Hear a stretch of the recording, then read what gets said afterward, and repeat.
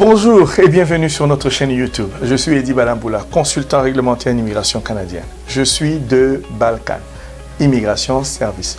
Notre mission, c'est d'investir dans l'humain que vous êtes. Et c'est ce que nous allons faire aujourd'hui.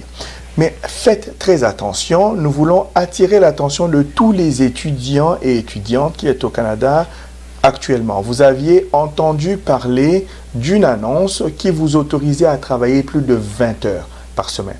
Faites attention, s'il vous plaît. Le gouvernement vient de donner des détails par rapport à ce programme. Attention de tomber sur des situations, de vous retrouver dans des situations difficiles et compromettantes. Pourquoi? Il y a maintenant des conditions à cette annonce. L'annonce initiale ne mentionnait pas des conditions. C'était une annonce généralisée. Il y a des conditions qui ont été annoncées le 30 novembre. Faites attention. S'il vous plaît, vous avez besoin d'avoir des informations claires. Prenez un rendez-vous de consultation avec nous. Il va nous faire plaisir de vous aider et de vous expliquer ces choses. Mais nous allons tenter de mettre tout cela en lumière pour vous. Attention de vous retrouver dans des situations de manquement à la loi. Qu'est-ce que ça veut dire? C'est que vous pouvez être interdit de territoire au Canada si vous ne respectez pas une condition quelconque de la loi sur l'immigration et la protection des réfugiés au Canada. Donc, si on vous dit que vous avez le droit de travailler plus de 20 heures sous certaines conditions, mais que vous ne remplissez pas les conditions et que vous travaillez quand même, c'est un manquement à la loi. Pourquoi je vous dis ça? Vous vous souviendrez que le 7 octobre, le gouvernement du Canada a annoncé que les étudiants au Canada avaient désormais le droit de travailler plus de 20 heures. Maintenant, il y a des critères. Alors, regardons. Le 7 octobre 2022, le gouvernement disait que à partir du 15 novembre 2022 jusqu'au 31 décembre 2023, les étudiants étrangers au Canada dont le permis d'études comporte une autorisation de travail hors campus n'auront plus à limiter à 20 heures leur nombre de travail hors campus. D'accord? On disait également les étrangers qui ont déjà présenté une demande de permis d'études en date d'aujourd'hui, c'est-à-dire en date du 7 octobre, pourront également profiter de ce changement temporaire à condition que leur demande soit approuvée. Donc, si vous soumettez la demande, passez cette date ici, passez le 7 octobre, vous n'êtes pas admissible à ce programme, ok? Ou bien à cette exception. Maintenant, regardons pourquoi je fais cette vidéo aujourd'hui, pourquoi je voulais vous en parler, d'accord? Parce que une annonce a été faite, regardez ici, permis d'études, travail hors campus, la date de publication ici, c'est le 30 novembre. Des précisions ont été apportées le 30 novembre. Donc, si vous n'êtes pas informé, vous risqueriez de vous retrouver dans des sales draps. Alors, allons lire.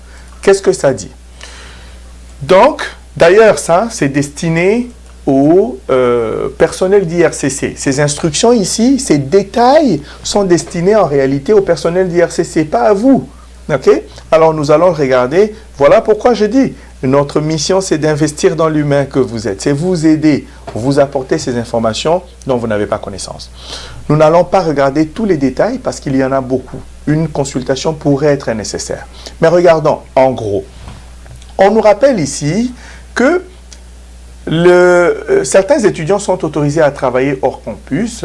Ils peuvent travailler à temps partiel jusqu'à 20 heures. OK, pas de problème. Ça, c'est depuis le 1er juin 2014. Maintenant, les heures de travail hors campus, c'est-à-dire la politique d'intérêt public temporaire qui avait été annoncée. Regardez, conformément à la politique d'intérêt public sur les heures de travail hors campus annoncée le 7 octobre, donc du 15 novembre au 31 décembre, certains étudiants sont autorisés à travailler hors campus plus de 20 heures par semaine durant une session d'études. Jusqu'ici, pas de problème. OK? Donc, nous allons continuer. Si IRCC a reçu leur demande de permis d'études au plus tard le 7 octobre 2022. Donc, vous comprenez que les demandes reçues après le 7 octobre 2022 déjà ne sont pas admissibles. Cette politique d'intérêt public dispense les étudiants, nous avons déjà parlé de ça. Maintenant, regardez. cette politique qui vise les étudiants étrangers admissibles, vise les étudiants étrangers admissibles, les conditions maintenant, qui satisfont à tous les critères d'admissibilité. Est-ce qu'en octobre, le 7 octobre, on nous avait parlé des critères d'admissibilité? Non, il n'y en avait pas. Alors maintenant, allons regarder rapidement les critères d'admissibilité. Rapidement. Ici, vous allez voir les critères d'admissibilité. OK. Les étudiants étrangers peuvent travailler hors campus sans permis à condition de respecter tous les critères suivants. 1. Détenir un permis d'études valide. OK. 2. Être étudiant à temps plein inscrit dans un établissement d'enseignement désigné. OK, pas de problème. 3. Être inscrit à un programme postsecondaire de formation générale, théorique ou professionnelle, ou à un programme de formation professionnelle de niveau secondaire offert au Québec. OK, qu'est-ce que cela veut dire clairement? On ne va pas entrer dans tous les détails, mais c'est une condition. L'autre, 4e, être inscrit à un programme d'une durée d'au moins 6 mois, menant à l'obtention d'un diplôme. OK? Les critères d'admissibilité du programme de permis de travail post-diplôme diffèrent des critères d'admissibilité au programme de travail hors campus. Donc, on fait que attirer notre attention. Faites attention, les critères ne sont pas les mêmes. Donc, revenons ici. Donc, on disait, cette politique vise les étudiants étrangers admissibles qui satisfont à tous les critères que nous venons de voir pour travailler hors campus à condition qu'ils soient titulaires d'un permis d'études valide et conjonction de coordination et que IRCC a reçu la demande de permis d'études liée à leur permis d'études au plus tard le 7 octobre 2022. Je pense qu'il y a une erreur ici. Deuxième condition, dont la demande de permis d'études a déjà été approuvée ou le sera. Maintenant, les étudiants aussi qui étudient à temps plein. Voilà une autre. Si vous avez un permis d'études, mais que vous n'étudiez pas à temps plein ou à temps partiel, vous n'êtes pas admissible. Regardez bien ça. Qui étudient à temps plein ou à temps partiel durant leur dernière session d'études. Donc, temps partiel seulement durant la dernière session d'études dans un établissement d'enseignement désigné. C'est une condition. L'autre condition, qui sont actuellement au Canada ou qui arriveront au Canada à une date ultérieure, mais avant l'expiration de la présente politique. Pas de problème.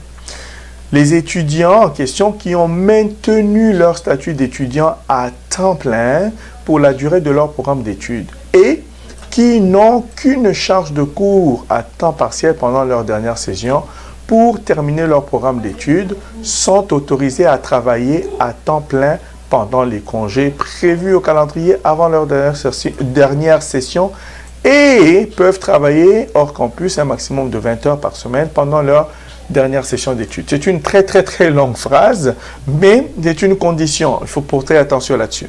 De plus, s'ils sont admissibles à la politique d'intérêt public subventionnée durant leur dernière session d'études et que leur dernière session se déroulera entre le 15 novembre 2022 et le 31 décembre 2023. Regardez ici, les anciens titulaires de permis de travail bénéficiant d'un statut conservé. OK? Les anciens titulaires qui bénéficient d'un statut conservé lié à un permis d'études peuvent être admissibles à cette politique s'ils satisfont aux conditions ci-après. Il y a encore deux conditions. 1. A déjà été titulaire d'un permis, a soumis une demande au titre, est en attente d'une décision, est autorisé à étudier, est un étudiant à temps plein, est inscrit à un programme. Vous devez être admissible. Vous devez satisfaire, aux conditions, toutes les conditions ci-après. OK? Donc, regardez encore ici. Politique d'intérêt public pour les heures de travail hors campus. Regardez. IRCC a reçu la demande de prorogation de permis d'études de l'étranger après le 7 octobre. Si le permis d'études actuellement valide de l'étudiant étranger expire le 15 novembre 2022, l'étudiant n'est pas admissible à la politique d'intérêt public. Attention là. OK? Donc, je reprends. Si le permis d'études actuellement valide de l'étudiant étranger expire avant le 15 novembre 2022, l'étudiant n'est pas admissible à la politique. Donc, ce n'est pas tout le monde. Attention. Encore un autre si. Si le permis d'études actuellement valide de l'étudiant étranger expire entre le 15 novembre et le 31 décembre 2023, l'étudiant pourrait être admissible à la politique d'intérêt public. Ce n'est pas certain. Il faut faire attention, il faut remplir les conditions. Et ce, du 15 novembre jusqu'à la date d'expiration de son permis d'études actuellement valide. Là, ce n'est plus jusqu'à l'échéance de la politique d'intérêt public. Non, c'est jusqu'à l'expiration de la date du permis actuel. Une autre condition qui n'avait pas été annoncée le 7 octobre. Encore, IRCC a reçu la demande de prorogation du permis d'études de l'étranger du 7 octobre si la prorogation du permis d'études de l'étudiant entre en vigueur entre le 15 novembre 2022 et le 31 décembre 2023 et que son permis d'études actuellement valide expire avant le 15 novembre 2022. L'étudiant pourrait être admissible à la politique d'intérêt public sur les heures. Bon, vous voyez, il y a énormément d'informations et des conditions ici qu'il faut regarder avant de vous lancer aveuglement dans le travail au-delà de 20 heures par semaine. Pourquoi? Ça risquerait de constituer un manquement à la loi si il s'avère que vous n'étiez finalement pas autorisé à travailler plus de 20 heures. Pourquoi? Parce que ce que la plupart d'entre vous allez faire, vous n'allez pas poser de questions, vous n'allez pas soumettre de nouvelles demandes, vous allez simplement travailler plus de 20 heures par semaine. Mais qu'arrivera-t-il si après, pendant que vous voulez soumettre une demande de résidence permanente, IRCC vous dit, monsieur ou madame, vous aviez en réalité violé les conditions de votre permis parce que vous avez travaillé plus de 20 heures. Vous diriez, mais non, c'était autorisé pour tout le monde. On va vous dire, IRCC dira à son tour, non, c'était autorisé seulement si vous remplissiez telle condition. Donc, faites extrêmement attention, vérifiez si vous pouvez travailler plus de 20 heures par semaine. Je vous en supplie, il en va de votre intérêt, surtout pour ceux et celles d'entre vous qui voulaient demander un permis de travail post-diplôme après et par la suite demander la résidence permanente. Voilà, nous sommes là pour vous servir. Eddy Balamboula, consultant réglementaire en immigration canadienne. Prenez rendez-vous de consultation si vous en avez besoin. Sinon, c'est bon, nous avons fait notre devoir. Partagez la vidéo aux membres de famille, aux amis et connaissances qui pourraient en bénéficier, qui sont étudiants ici, qui ont déjà commencé. S'il vous plaît, allez vérifier, allez faire vos recherches. Assurez-vous d'être dans les règles. Pas de manquement à la loi. Ça peut avoir des lourdes conséquences. Merci d'aimer la vidéo, si cela vous aide. Merci de partager. Merci d'activer la notification. Et nous nous disons à très bientôt. Eddy Balamboula, Balkan Immigration Service. Au revoir.